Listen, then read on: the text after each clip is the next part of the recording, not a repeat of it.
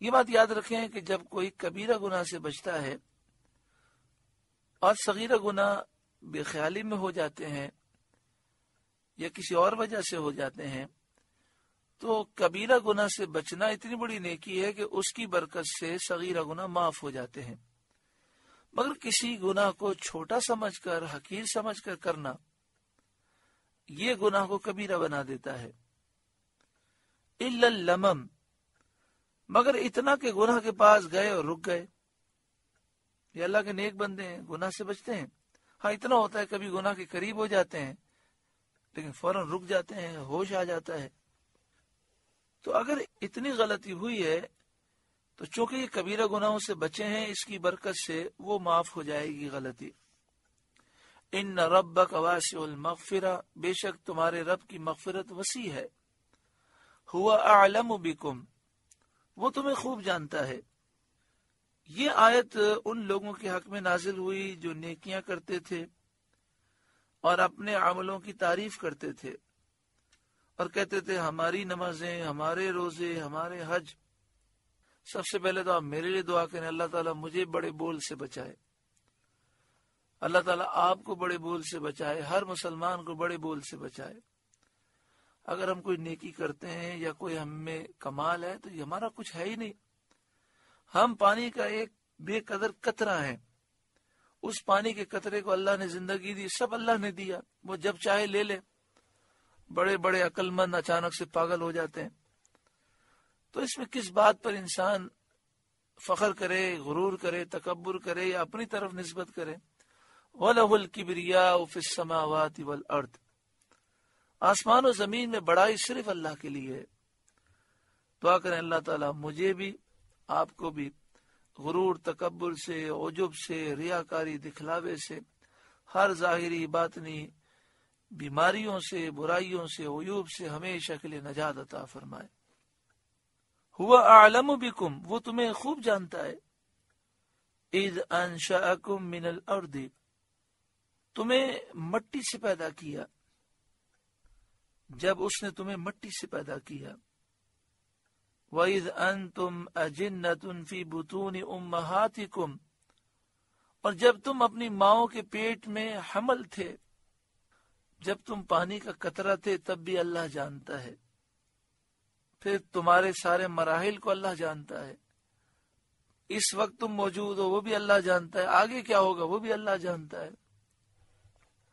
اللہ کا علم ازلی، ابدی، قدیم، ہمیشہ سے ہے، ہمیشہ رہے گا۔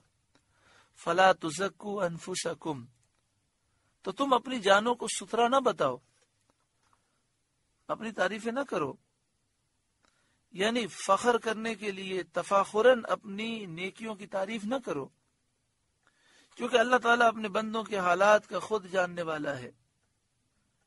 وہ ان کی ابتدا ہستی سے آخر ایام کے جملہ احوال جانتا ہے۔ وہ تمہاری پیدائش سے لے کر موت تک اور اس کے بعد کیا ہوگا سب جانتا ہے۔ اس آیت میں ریا، دکھلاوا، خود نمائی، خود سرائی کی ممانعت فرمائی گئی۔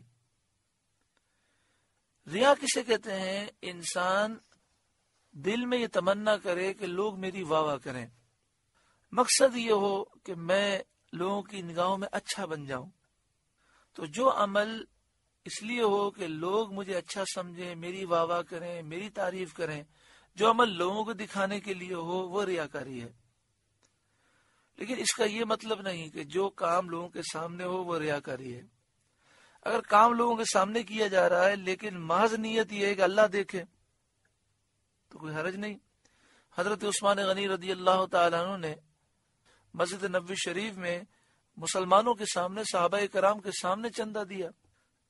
انسان کام چھپ کے کرے یا سب کے سامنے کرے، نیت یہ ہو کہ میرا رب دیکھ رہا ہے، میرا رب دیکھے، یہی کافی ہے۔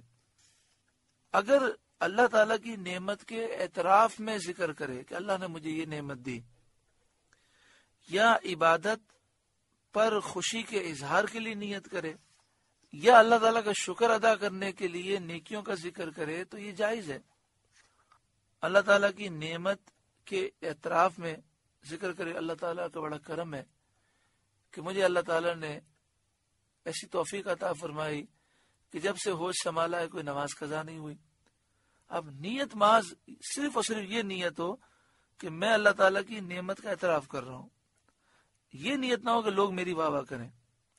اسی طرح الحمدللہ درس قرآن میں شرکت ہوئی، بڑی خوشی ہوئی، بڑا مزہ آیا، اللہ کا کرم ہے۔ نیت یہ ہو کہ اللہ نے جو عبادت کی توفیق دی اس پر میں خوشی کا اظہار کر رہا ہوں، یا اللہ تعالیٰ نے جو نیکی کی توفیق دی اس پر وہ شکر ادا کرنے کے لیے ذکر کرے تو جائز ہے۔